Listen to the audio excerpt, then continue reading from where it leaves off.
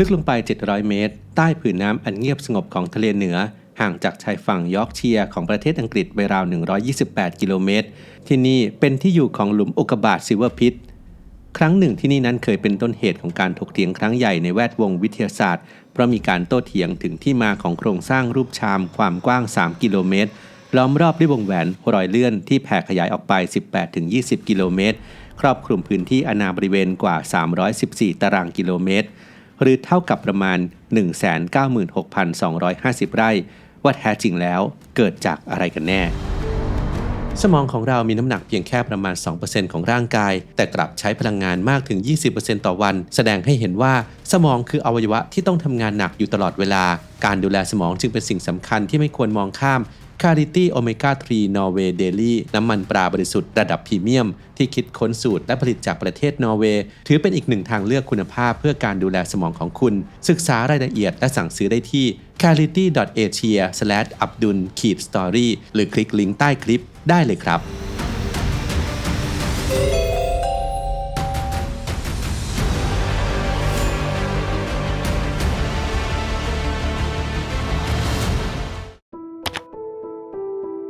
เพราะพื้นที่กว่า 70% ของโลกนั้นถูกปกคลุมไปด้วยผืนน้ำดังนั้นตามหลักสถิติโอกาสที่อุกกาบาตจะพุ่งชนลงในมหาสมุทรย่อมมีสูงกว่าบนแผ่นดินแต่ปัจจุบันมีการค้นพบและยืนยันหลุมอุกกาบาตบนแผ่นดินได้แล้วกว่า200แห่งทั่วโลกขณะที่หลุมอุกกาบาตใต้ทะเลที่ได้รับการยืนยันนั้นมีเพียงประมาณ33แห่งความแตกต่างนี้เกิดจากความซับซ้อนและพลวัตของโลกทั้งกระบวนการเคลื่อนตัวของแผ่นเปลือกโลกการกัดเซาะและการทับถมของตะกอนก้นทะเลอย่างต่อเนื่องกระบวนการทางธรรมชาติเหล่านี้ลบร่องรอยบาดแผลจากการพุ่งชนให้เลือนหายไปตามกาลเวลาด้วยเหตุนี้หลุมอุกกาบาตซิลเวอร์พิตจึงเป็นโครงสร้างที่หาได้ยากเนื่องจากถูกเก็บรักษาไว้อย่างสมบูรณ์ภายใต้ชั้นตะกอนหนาทึบในปี 2002 ไซมอน สจ๊วตและฟิลิป อัลเลนนักธรณีวิทยาปิโตรเลียมวิเคราะห์ข้อมูลแผ่นดินไหวแบบ3มิติและรายงานการค้นพบโครงสร้างรูปชามความกว้าง3กิโลเมตรล้อมรอบด้วยวงแหวนรอยเลื่อนที่แผ่ขยายออกไป20กิโลเมตรหรือครอบคลุมพื้นที่อาณาบริเวณกว่า 785,000 ไร่สมมุติฐานระบุว่านี่คือหลุมอุกกาบาตชนิดซับซ้อนเนื่องจากมีโครงสร้างแกนกลางที่นูนขึ้นและมีรอยเลื่อนแบบวงแหวนร่วมศูนย์กลางทว่าสมมติฐานนี้กลับเผชิญกับแรงต้านอย่างรุนแรงจากนักวิชาการส่วนใหญ่วงการวิทยาศาสตร์แตกออกเป็น2ฝ่ายต่อต้านให้เหตุผลว่าโครงสร้างนี้เกิดจากการยุบตัวของชั้นหินเกลือที่อยู่ลึกลงไปหรือเกิดจากกิจกรรมทางภูเขาไฟที่ทำให้ก้นทะเลทรุดตัวและความขัดแย้งดำเนินมาจนถึงจุดเดือดในปี 2009 เมื่อมีการเปิดอภิปรายและลงมติในสมาคมธรณีวิทยาแห่งลอนดอนโดยผลการโหวตออกมาว่าผู้เข้าร่วมประชุมถึง 80%โหวตปฏิเสธทฤษฎีอุกกาบาตชนโลกทฤษฎีของสจ๊วตและอัลเลนจึงถูกปัดตกและซิลเวอร์พิตก็ถูกจดจำในฐานะปรากฏการณ์ทางธรณีวิทยาทั่วไปตลอดทศวรรษถัดมา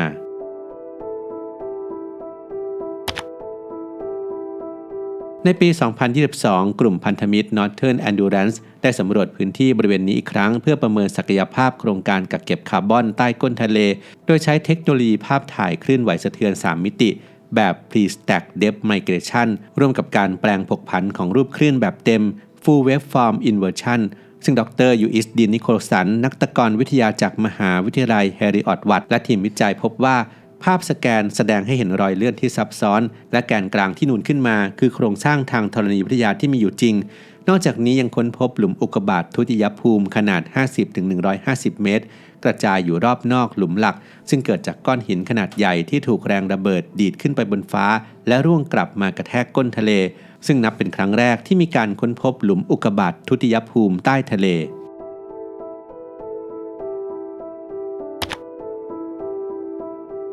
แม้ภาพสแกน3มิติจะบ่งชี้ว่าเป็นหลุมอุกกาบาตแต่การจะได้รับการยอมรับอย่างเป็นทางการในวงการธรณีวิทยาต้องอาศัยร่องรอยการช็อกทางแร่ดร.นิโคลสันและทีมวิจัยได้วิเคราะห์ตัวอย่างเศษหินจากการขุดเจาะของบ่อน้ำมันชื่อ 43/25-1 ห่างจากจุดศูนย์กลางหลุมไปทางตะวันตกเฉียงเหนือ3กิโลเมตรทีมวิจัยนำเศษหินจากความลึก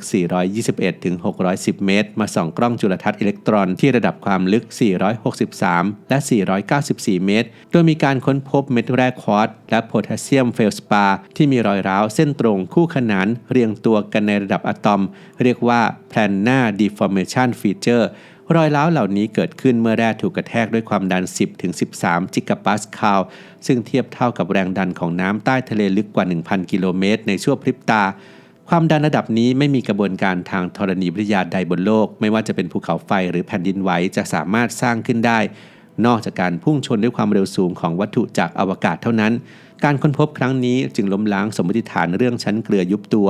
และยืนยันต้นกำเนิดของซิลเวอร์พิทได้อย่างสมบูรณ์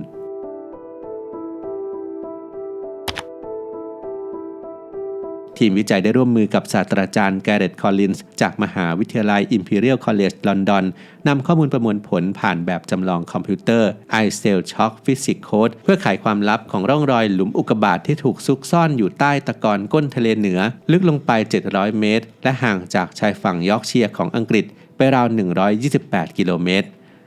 แบบจำลองนี้ได้พาย้อนกลับไปในยุคอีโอซีนหรือราว 43-46 ล้านปีก่อนโดยชี้ให้เห็นว่ามีดาวเคราะห์น้อยขนาดความกว้าง160 เมตรพุ่งทะยานแหวกชั้นบรรยากาศโลกด้วยความเร็วระดับไฮเปอร์เวโลซิตี้ที่มากกว่า15 กิโลเมตรต่อวินาทีหรือราว9ไมล์ต่อวินาทีเข้าสู่โลกด้วยมุมต่ำจากทิศตะวันตกเฉียงเหนือ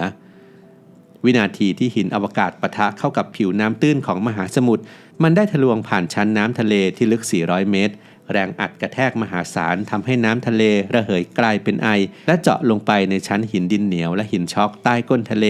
ภายในเวลาเพียง12 วินาทีหลังจากการชนเกิดเป็นหลุมชั่วคราวลึก1 กิโลเมตรและกว้าง3 กิโลเมตรก่อให้เกิดม่านระเบิดของก้อนหินและน้ำทะเลที่พวยพุ่งทะลุฟ้าสูงกว่า 1.5 กิโลเมตรแบบจำลองยังพบปรากฏการณ์ที่เรียกว่า devolatilization หรือการปลดปล่อยก๊าซอย่างฉับพลันหินช็อกซึ่งมีองค์ประกอบเป็นแคลเซียมคาร์บอเนตถูกความร้อนกว่า750องศาเซลเซียสและแรงดัน25จิกาปาสคาลทำให้หินปริมาตร 0.9 ถึง 2.2 ลูกบาศก์กิโลเมตรสลายตัวและปลดปล่อยก๊าซคาร์บอนไดออกไซด์ปริมาณมหาศาลสร้างกลุ่มควันทุติยภูมิซึ่งเป็นกลุ่มควันที่ไม่ได้เกิดจากแหล่งต้นกำเนิดโดยตรงและทิ้งร่องรอยเป็นหลุมขรุขระบนยอดแกนกลางที่นูนขึ้นมาเพียงไม่กี่นาทีต่อมาความรุนแรงระลอก2ก็เกิดขึ้นเมื่อมวลน้ำได้ไหลทะลักกลับเข้ามาอย่างรุนแรงกวาดเอาเศษหินและตะกอนกลับเข้ามาถมในหลุมกัดเซาะขอบหลุมก่อนที่มวลน้ำมหาศาลจะถล่มกลับลงมากลายเป็นคลื่นสึนามิแบบวงแหวนที่มีความสูงมากกว่า100 เมตรซึ่งเทียบเท่ากับความสูงของตึก30 ชั้นคลื่นยักษ์นี้ได้กวาดล้างและทำลายแนวชายฝั่งยุโรปโบราณไปอย่างราบคาบ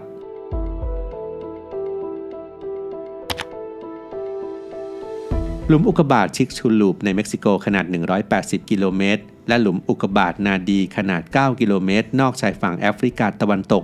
ที่มีอายุไล่เลี่ยกันทำให้เกิดสมมติฐานว่าโลกอาจจะเคยเผชิญกับอุกกาบาตแฝดที่พุ่งชนพร้อมกันแม้อุกกาบาตซิลเวอร์พิทจะมีขนาดเล็กกว่าชิกซูลูปแต่ความสำคัญเชื่อมโยงกับปัจจุบันอุกกาบาตขนาดกลาง160 เมตรมีโอกาสพุ่งชนโลกได้บ่อยครั้งกว่าซึ่งอาจเกิดขึ้นในทุกๆไม่กี่พันปี